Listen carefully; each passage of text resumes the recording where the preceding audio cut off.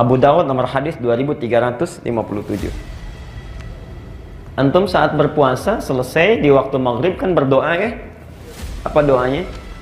Dhahaba dhama'u, kemudian wabtallatil araqu wa thabatal ajru.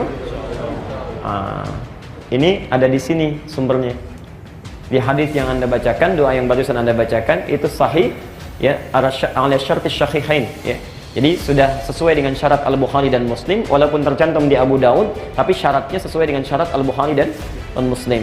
Itu di Abu Daud nomor hadis 2357. Saya tuliskan doanya ya, dari Ibnu Umar.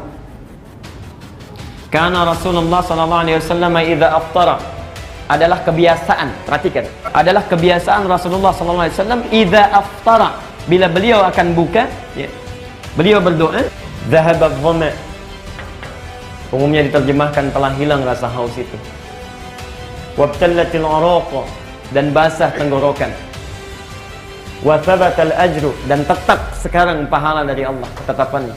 Insya Allah, bila Allah berkehendak dengan seluruhnya, dengan izin Allah maksudnya ya.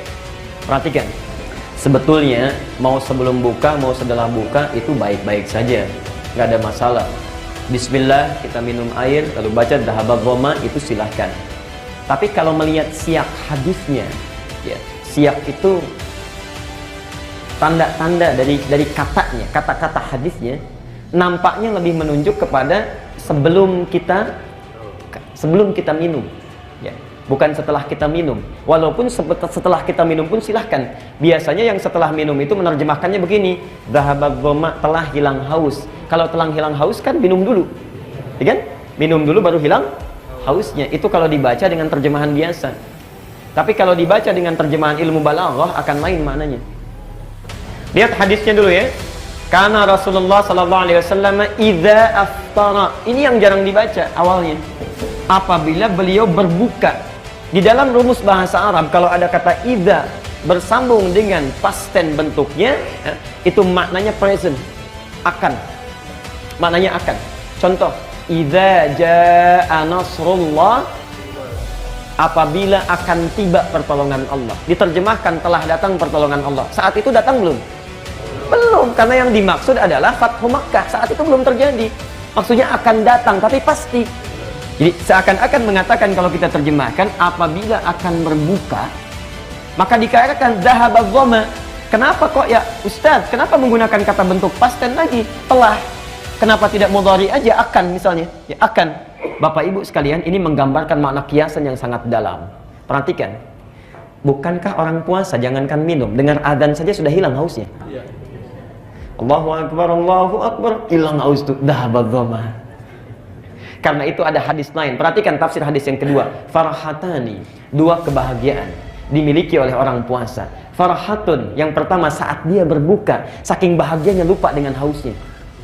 Karena farah itu kebahagiaan yang diungkapkan dengan tanpa mengetahui dan menyadari apa yang terjadi pada dirinya ya. Jadi kalau orang sedang wisuda tiba-tiba loncat kepleset, itu sakitnya nggak dirasa, saking bahagianya ya. Di orang puasa itu saking bahagianya dengan adzan, belum minum pun sudah hilang hausnya. Itu farhatani. Dan yang kedua saat membawa pahala puasanya ketika menghadap Allah. Kalau dari sisi pendekatan bahasa nampaknya lebih tepat ya, sebelum kita minum itu kita berdoa dulu ya, baru kemudian kita minum ya, bismillah, dhahaba dhama wabtalatil uraq wa thabatal ajru insyaallah.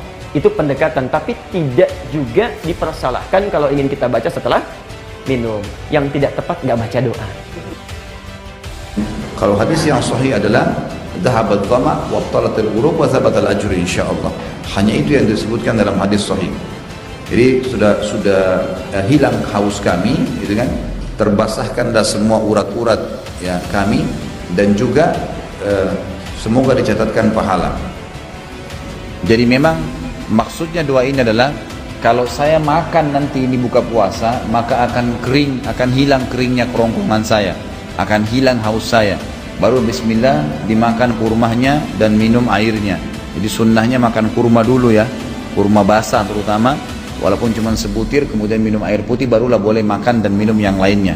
Jadi ini kata ulama, orang mukmin harus jeli mengambil pahala-pahala yang afdal ya.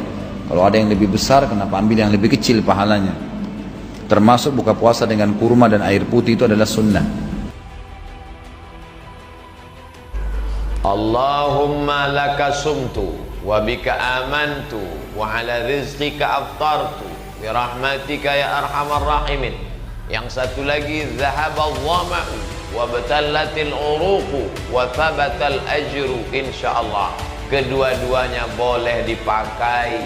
Yang ngomong bukan Ustaz Somad, tapi Syekh Ibnu Utsaimin, ulama Saudi Arabia.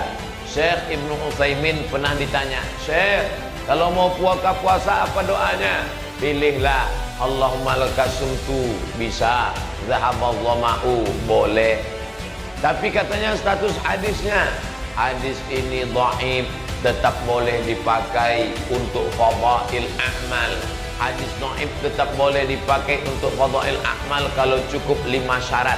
Pertama, bukan masalah akidah tauhid. Kedua, bukan masalah halal haram. Ketiga, tidak terkait dengan periwayat kadzab pendusta. Keempat, tidak masih bernaung di bawah hadis sahih. Kelima, untuk fadail a'mal, motivasi beramal, maka silakanlah pakai. Ini tentang masalah Allahumma lakasumtu. Sudah saya tulis di buku 37 masalah populer supaya umat jangan ikhtilaf hanya karena Allahumma lakasumtu. Wallahu a'lam.